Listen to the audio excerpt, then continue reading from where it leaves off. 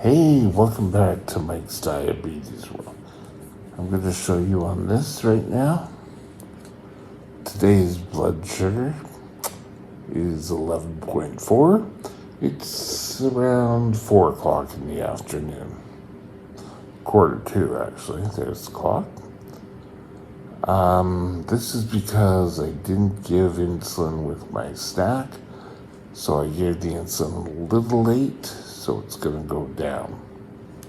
Okay. Time in range has dropped to 82%. And here we go.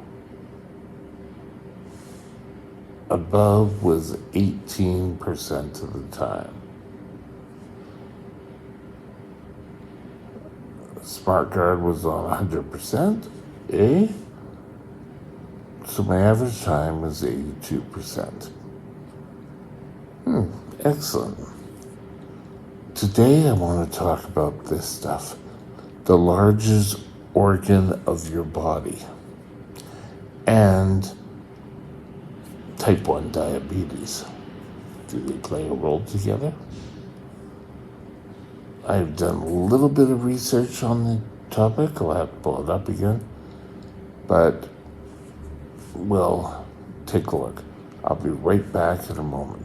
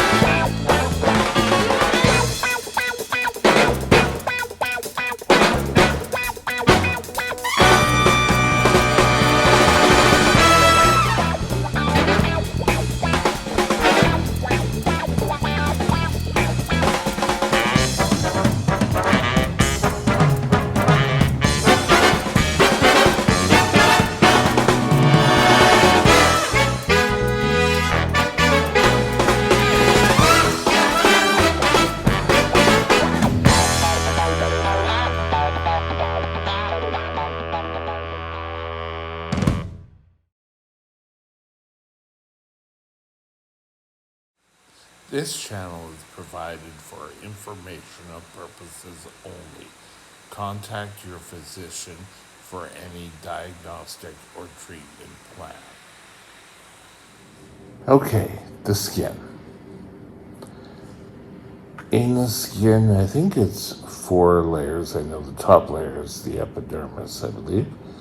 Anyway, it's full of blood vessels and nerves. And we know these are the 2 things that will cause issues. So,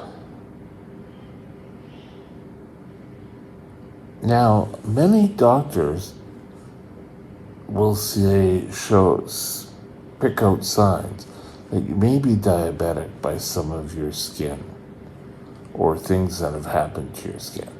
I think that's a little bit more true for type 2 because type 1 comes on so much quicker. But don't quote me on that. Let's just read on here.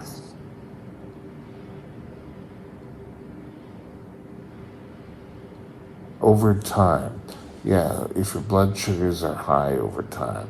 So even if you got your blood sugars under control and then you got out there in the real world and decide that taking care of yourself isn't the important thing,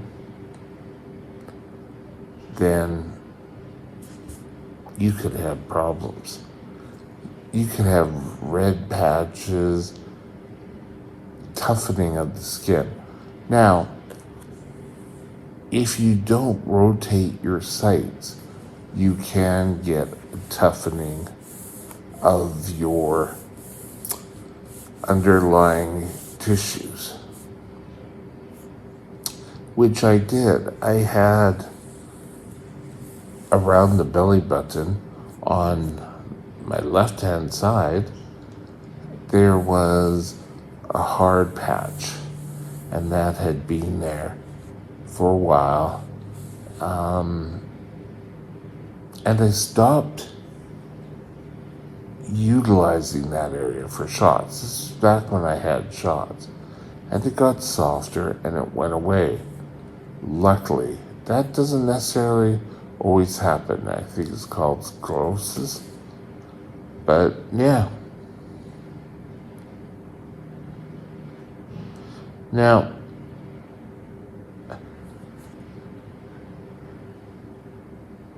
you want your skin to be soft and supple.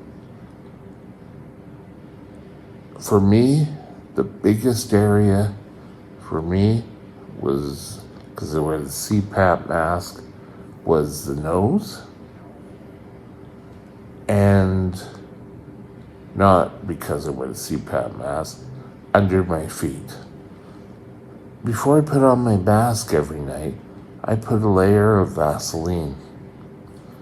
It makes my nose a lot more soft in the morning. It's not so dried out.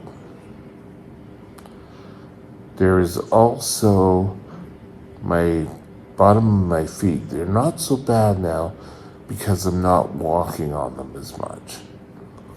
But when I used to spend 8 hours a day walking around that store, cleaning that store, or doing classes with someone and watching someone ring into the till, that was a lot of pressure put on my feet. And my feet started to crack. And inside, I began to get ulcers. And there was a time I was off my foot. I was on crutches to get around the apartment. I was pretty well walking on my knees because you could go a lot quicker. Going out was a pain. I'd be out of breath. I'm not the greatest athlete. I hate to tell you this, but it's true. Yeah, like you're surprised. But to stop that, my doctor prescribed urea cream. And I would have to lather my foot up with this urea cream, put it in a bag, and then put a sock on it. And I'd have to wear that all night. Tell you the truth, it worked. I hated it that it worked, but it worked. So, keeping your body soft and supple right from the head to the toe. You want to check your under part of your feet. You want to make sure that there's no sores, open wounds, anything in that area. If there is, get help for it. Go to the emergency department if you have to.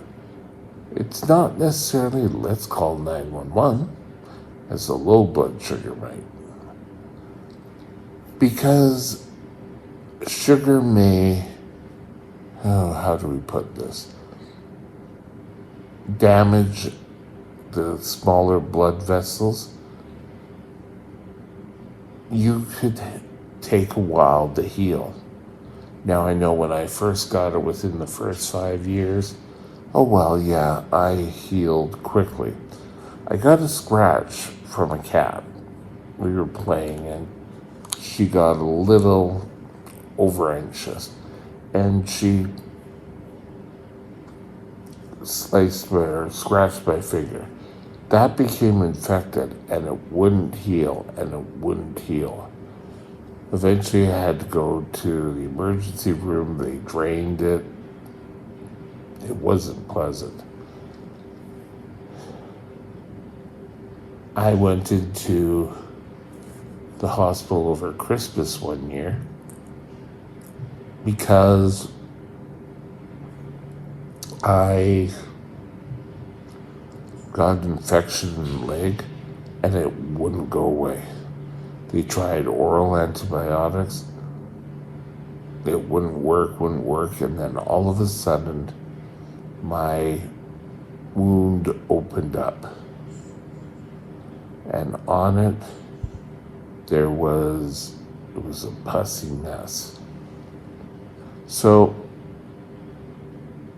any signs of infection, cellulitis, it can drive your diabetes crazy, and your diabetes can cause your body skin to react.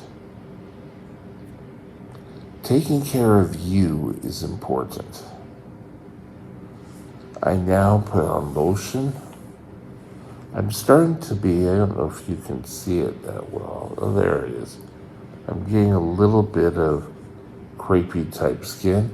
Personally, I think that's because I'm dehydrated, but hopefully it's not too bad.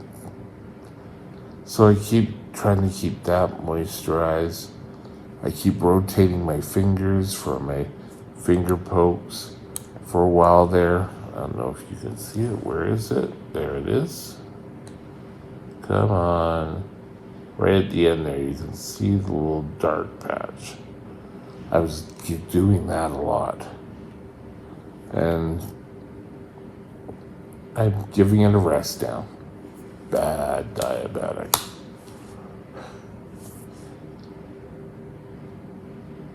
You don't want your skin to age. And an awful lot of sugar will do that. You'll start feeling drawn, tired. You'll get this, I don't have any energy. I just want to sleep. Unfortunately, the only thing you really can do is A, get your blood sugars down, and B, have a nap. Now, just because you lower your blood sugar doesn't mean it's like a light switch. On, off, on, off. It's going to take a while of you being in normal blood sugar range for if any effects can start to change, it's going to take a while. Remember, it probably took you a while to get into that state. So it could take a while to get out. So what have we discussed today? One is rotate your sites. 2, keep your skin clean and dry. You don't want any areas that fungus or other sort of infections can sit and grow. I know I have a problem under this arm where it gets very red, very sore, the skin breaks down. As soon as I see it, I put the prescribed cream on it and it settles it down again. Be proactive. If you're showing any signs of anything that doesn't seem normal on your skin, contact your endo, contact your GP. Again, getting back to it, keeping your blood sugars in line is the best. With that, I hope you've had a great day, and that's it. Have a good day. Bye now. My email is mikesdiabetesworld@gmail.com. mikesdiabetesworld@gmail.com.